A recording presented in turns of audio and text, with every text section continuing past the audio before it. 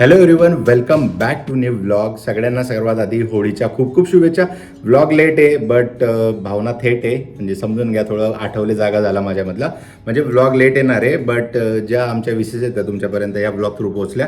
आणि आज होळीचा कार्यक्रम आहे संध्याकाळी इव्हिनिंगमध्ये पोडियमच्या इथं. तर थोडं प्रिपरेशन केलेलं दिसतंय आणि कदाचित मला टायमिंग माहीत नाही बट 6:30 किंवा 7 वाजेचा टायमिंग असेल. संडे असल्यामुळे सगळ्यांना सुट्टी आहे, कारण नॉर्मली काय होतं ना, आपल्याला होळी ज्या दिवशी पेटवतात ना त्या दिवशी सुट्टी नसते बट रंगपंचमीची सुट्टी असते.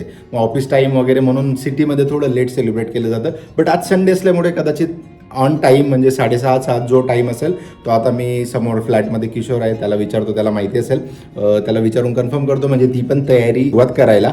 आणि आज एक अर्चूला स्पेशल रिक्वेस्ट करणार आहे मी माझ्याकडनं. ती रिक्वेस्ट आता बघा तुम्ही मी काय करतो. रिक्वेस्ट अशी आहे की तुम्ही सगळ्यांनी एक ट्रेंडिंग सॉन्ग ऐकलं असेल, गुलाबी साडी. इंस्टाग्राम ओपन केल्या म्हणजे प्रत्येक रील आपण स्क्रोल केल्यानंतर तिसरा रील हा गुलाबी साडीवरचा आहे आणि हे ट्रेंडिंग गाणं म्हणून. आणि आज होळी आहे आणि तिथं पूजा करायला जाताना अर्चू साडी घालणार आहे.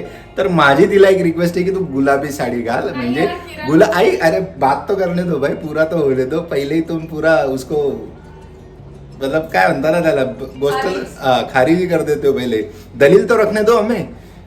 तर असं माझी इच्छा आहे की अर्चू आज तू साडी घालणार आहे ना, तर गुलाबी कलरची साडी घाल आणि एक तो रील बनवू आपण. तुझ्यामध्ये खूप टॅलेंट आहे आणि कुठून कुठून भरलंय तुला माहिती नाही आहे, बट मी तुला चॅलेंज देऊन सांगतो, तू घाल, खूप छान आपण रील बनवू त्याच्यावरती. आणि मोका है दस्तूर आहे तो चौका मारतो. ऑलरेडी आपण त्या सॉन्ग वरती टाकलेलं आहे आणि गुलाबी साडी घालून घालून मी बोर झाली. गुलाबी साड्या घातल्या, आता मला गुलाबी साडी त्या इस्पेक्ट काय टाकलंय याच्यामध्ये या सॉन्ग वरती.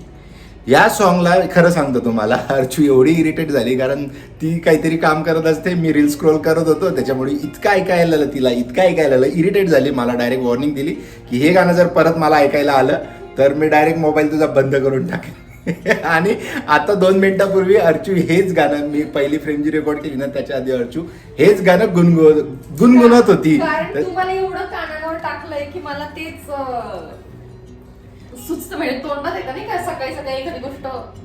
पण नाही, आज तो बनना चाहिए. तुझ्यात जे टॅलेंट आहे ना ते दिसायलाच पाहिजे. लपून नको राहू. तू इंट्रोवर्ट आहे बट तू जेव्हा एक्स्ट्रोवर्ट होते ना तेव्हा काय जादू घडते ना हे तुला माहिती नाही आहे ना. आज त्याची एक परीक्षा आहे आणि त्याचा रिझल्ट तू बघ एकदा फक्त. चल हो जान दे भाई, हो जान दे आज. बस बस बस बस, खुश झालं. तो अशा प्रकारे माझी दलील मान्य केलेली आहे आणि लवकरच तुम्हाला रील बघायला भेटेल किंवा हा व्हिडिओ ब्लॉग येण्याच्या आधी रील आलेला असेल इंस्टाग्रामला आणि यूट्यूबला सुद्धा. मी गेलो होतो ॲक्च्युली आता दळण घ्यायला, कारण गहूचं म्हणजे पीठ संपलं होतं, पुरणपोळीला पीठ लागणार आहे. आणि तिकडे मला दिसतंय खाली सगळी होळीची तयारी झाली आहे. एक्सपोजर क्लिक केलं तर इकडे पूजाचं ताट रेडी आहे, त्याच्यानंतर नैवेद्याचं पण ताट रेडी आहे आणि इकडे आम्ही पण रेडी आहे. म्हटलं गुलाबी साडी तर नाही आली, त्याच्यामुळे थोडी भरपाई बंद म्हणून गुलाबी थोडं शर्ट घालून घेतलं मी. अशा प्रकारे थोडंसं मॅनेज करून घ्या, कारण खूप दमली होती. नाही ती नाही याच्यासाठी बोलत होती, म्हणजे की तिला करायचं नव्हतं याच्यासाठी नव्हती नाही बोलत, ती दमली होती. त्याच्यानंतर मला पण थोडं रिअलाईज झालं, म्हणून म्हटलं की ती फ्रेम एडिट केल्यानंतर मी बोललो तुला की ठीक आहे, ते रेकॉर्ड नाही केलं मी. म्हटलं ठीक आहे, तुझी तब्येत एवढी मला बरोबर दिसत नाही आहे, एवढा तामझाम नको, सिम्पल काहीतरी घाल. आणि आता तिकडे थोडी पूजा वगैरे चालू आहे, थोडं पूजेच्या आसपास थोडं जाऊ आम्ही 5-10 मिनटं आधी आणि त्याच्यानंतर दर्शन वगैरे घेऊ होळी कमाताचं. मी थोडा वीक आहे या पॉईंटमध्ये, त्याच्यामुळे थोडं ॲडजस्ट करून घ्या. मला सुचत नाही आहे वर्ड्स, हे असे थोडे टॉपिक आले तर. हां, ही एक्सपर्ट आहे. ही एक्सपर्ट आहे. त्याच्याकडे एकदम प्रॉपर वर्डिंग असते आणि प्रॉपर एक्सप्लेनेशन असते, त्याच्यामुळे ती सांगेल. आता खाली काय करता, माझ्याकडनं बोललं नाही गेलं. काय काय बोलायला पाहिजे होतं. पूजन करता, नैवेद्य दाखवता आणि पाया पडता. अच्छा, आणि थोडे 2-3 हे पण बोलतात ना काही उत्साही कार्यकर्ते, होळी रे होळी, पूर्णाची पोळी वगैरे असे जे स्कूलमध्ये असायचो ना आम्ही तेव्हा असे बोलायचो. थोडं ते असं ओ ओ ओ ओ ओ असं काहीतरी करतात. का करतात त्याचं रिझन नाही माहिती, बट करतात. ठीक आहे, तर आता सगळे रेडी झालो आहे आणि निघू आम्ही आता. 1-3-4 मिनिटामध्ये खाली उतरायला निघू. प्रत्येकाला एक ड्युटी वाटून घेतलेली आहे. अर्चूने पूजाची थाली पकडली आहे, दिनाने नैवेद्याची, आणि मी मेन महत्वाचं म्हणजे आम्ही काय करतोय ते तुम्हाला दिसायला पाहिजे, त्याच्यामुळे जी थाळी आहे DOP ब्लॉगवाली थाळी ती मी पकडलेली आहे.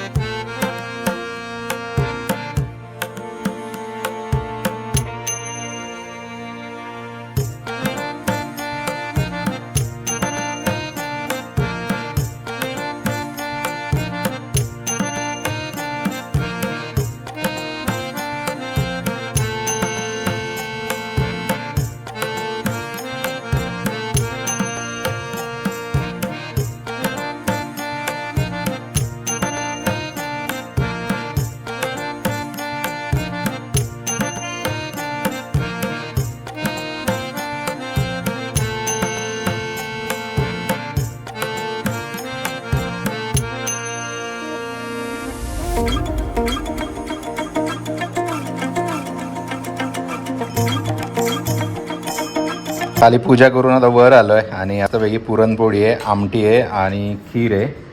असा एकंदरीत आजचा बेत आहे. बिचारी बोलेल एवढं सगळं स्वयंपाक करायलाही मेहनत, त्याच्यानंतर ते प्लेटिंग करायलाही मेहनत, आणि आता आम्ही फक्त बस असंच बसणार, खाली मांडी मारणार आणि ती प्लेट आमच्या समोर येणार. आमची तयारी झाली. आता आम्ही निघालो आहे ट्रेकसाठी. अर्जुने पण तिचं ट्रेकिंग गिअर घातलेलं आहे आणि इथून आता आम्ही 1.5 तासाचा ट्रेक करणार आहोत. जायचं फक्त हडपसरला आहे, पण जॅकेट, माझ्यासाठी जॅकेट, बॉटल, हे इकडे बॉटल, त्याच्यानंतर ते हातामध्ये माझं हेल्मेट, जे की माझं असून मला भेटत नाही आहे. आम्ही चाललो आहे हडपसरला सौरव आणि इशिताकडे होळी सेलिब्रेट करायला. म्हटलं आता कुठंतरी शोधत होतो आम्ही इकडे तिकडे, तेवढ्यात हा बोलला, सौरवचा कॉल आला होता आणि तो तिकडे बोलवतोय. म्हटलं मग चला एका ठिकाणीच जमूया सगळे आणि होळी सेलिब्रेट करूया. रंगपंचमी, धुलीवंदन सॉरी माय बॅड धुलीवंदन. दिने सध्या तोंड लपवतोय, पण मी त्याला एक्सपोज करून आणणार आहे. आता एक स्पेशल ब्लॉग दिनासाठी बनवलाय मी. बऱ्याचशा क्लिप्स घेतल्या, बट त्याला आयडिया पण नाही आहे की त्याच्या काय काय क्लिप्स रेकॉर्ड करून ठेवलेले आहे मी.